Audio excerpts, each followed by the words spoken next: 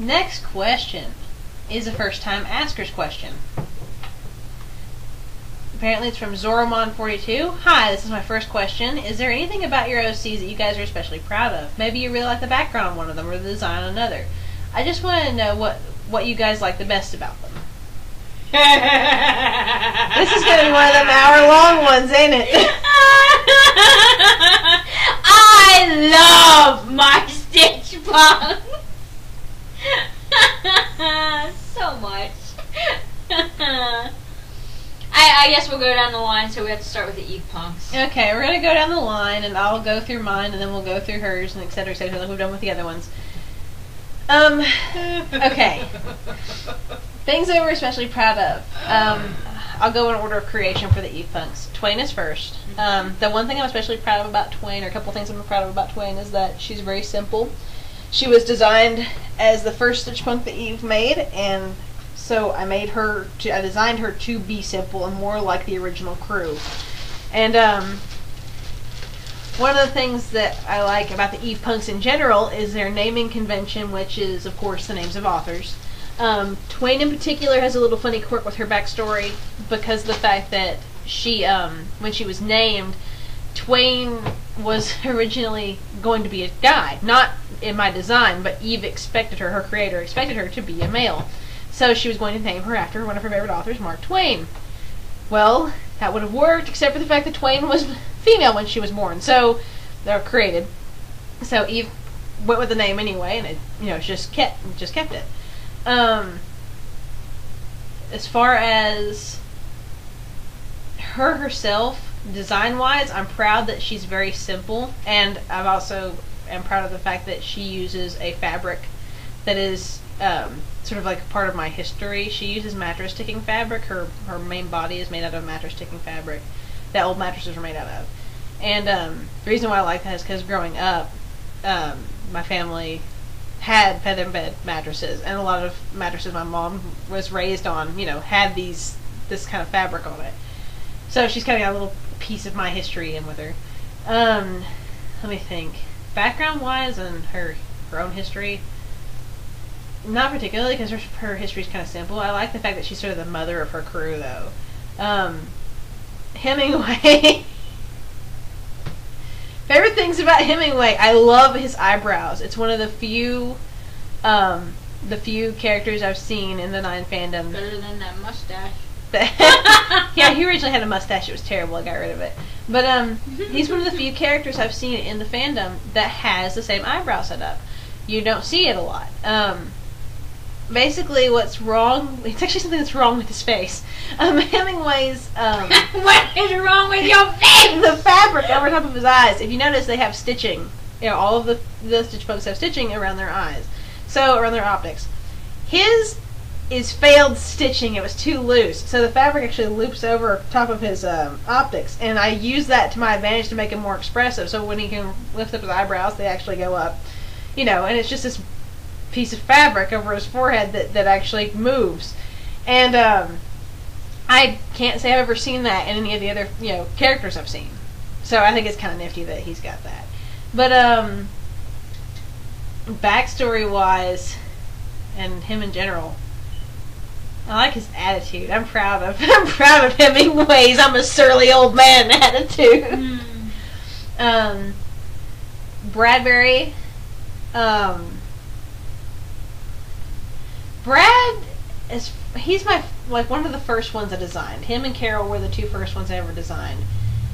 And besides Twain, because I did a rough sketch of Twain before them. But Brad, I like his hat design because I've seen a lot She's of them. proud of Brad because it got to me. This is true. I like his hat design because I've seen a lot of people that do aviator hats on their Stitch Punks. Brad's one of the only ones I think of that has the screws on either side. And that doesn't have goggles with it? And that doesn't have goggles, because goggles on a Stitch Punk doesn't really work. So, or it can work, but for Brad in particular, always with fucking goggles. For Brad in particular, I opted not to go with goggles. The screws on the side of his hat also serve as a Lulzworthy thing, because if he whips his head around too fast, they hit him in the face. And his hands, where his fingers are his hand is an actual dark metal piece, and the fingers are gold. That was a Rattle's suggestion because she said it looked like mechanics gloves, where they're fingerless. Say what? Yeah, you actually suggested that. I did. Yes, you did. I sure as hell don't remember. I'm sure you don't, but that's the reason why Brad's hands look the way they do. And his little pin for the Royal Air Force, because he's such a nerd for it, and his patches. I tried to give the few characters I do have that do have patches, Hemingway and Brad, I gave them to them because of the fact that they wear out in those areas fastest, so their elbows, their knees, and their ass. I'm kind of proud of that because the patches are practical. I've seen some Stitch Punks that have patches in really odd places, and it makes sense if they've been damaged or something, but it's like some of them it's just the design. And I like the fact that my guys have a reason why they have these patches. It's actually from wear and tear. Tolstoy, design-wise, I'm particularly proud of her. Her forearms have the wire binding on them that cross back and forth, and I just like it. And then she has these little ruffs at the end of her hands and around her neck, which give her this kind of ladylike demeanor. And I wanted to make sure it was kind of clear she was female. Then Dickens, or not Dickens. Backstory for Tolstoy. I like her backstory. As far as the whole... Tolstoy's really the only one I know of that has that kind of backstory. Yeah, that has the whole I'm a go crazy now thing. Mm-hmm. Dickens, I like... For Dickens in particular, I like her character trait. Her character traits and the way her character... I think the way I portray her character, because she's shy. She has this whole battle nurse type thing where when she gets in a situation that's really rough, she will snap at you and she'll be very harsh with you. That, and frankly, I do like the fact that she's missing a leg and she has a doll's leg in place of it. I went for like a puppeteer type leg, so it's one of those really simple, just wooden feet. I don't know. I think it makes her look different. Let's see. Carol. I'm proud of the fact that I got Carol out of a damn purse. I saw this and purse. then she sold the fucking purse. I know. I wish I could find that purse again. It was an amazing purse. But there was this purse that my mom had, and I saw it, and I want to make a Stitch Punk out of that. And then Carol was like on paper that evening. I also like the fact that because the interior of the purse was lined with like a red silk stuff, the inside of her mouth and her entire interior is lined with red silk. I also like her corset as far as design wise goes because I think it looks cute and it's simple and it's something a Stitch Punk could have put together themselves, which is what she did. That's what something she's supposed to have added to herself later. Most of the Eve Punks, their little attributes and things they have, like Brad's hat, he made it himself, things like that. Personality wise, I don't know. I like that Carol is approachable and inapproachable because she talks in quotes. I like the fact Lewis and Carol both talk in quotes. Yeah. Lewis? Lewis is a design success by all means. Lewis. He's the first Paisley that isn't like killer to look at. I think he's the only Paisley Stitch Punk I've seen. He is actually. Because not a lot of people go with... I've noticed that a lot of people that go with fabric designs... Don't go with wallpaper. They go with spots. They go with stripes. They go with some simple designs like that. No. What do I go for? Paisley. You know, one of the more complicated looking things. Like, I haven't seen a lot of people that use something other than spots or stripes or hearts or stars or something... You know, you would see in a kid's, really simplistic, like kids' wallpaper or kids' bedding. I like the old school Victorian era type wallpapers and stuff. And I like Damask, I like Paisley, I like prints like that. So, you know, when I put together Lewis, and I was like, oh, I think I'll make him Paisley. I never really thought that I'd be drawing this guy over and over again. So when I first initially started drawing him, he had like just little squiggles all over him to indicate he had Paisley. But eventually I actually made him actual Paisley. I'd love to do a rendition of him that looks like the actual Paisley he's supposed to look like, because that thing is on mind fucking I could not draw it. No. I like my Lewis how he is. Now, background-wise, I like Lewis's growth. Lewis has changed So much. so much over the course of the story, but it's not in a bad way. It just kind of made him more of a better character. He's been a lot of things, and he's done a lot of things with a lot of people, and he's possibly one of the few that's shown the most growth. Him and Brad, and I like that. Christian. Oh my god. Design-wise, I love Christian's hands and feet. Oh my god. Not just her hands and feet, her limbs. And this is a problem because of the fact that I don't draw with Christian very often because her arms and legs are set up the way they are. One of the big things I liked about my Stitch Bones when I first made them was that at the time I made them, there weren't a lot of people using the whole concept of them having parts of them exposed, like their arms having cloth only halfway down, and my guys did.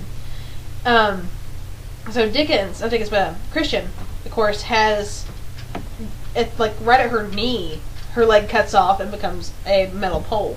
Same thing with her arms, they cut off about halfway between her elbow and her wrist to become a metal pole. And her hands are long, they're thin, they have extra joints in the middle of them if you look at them.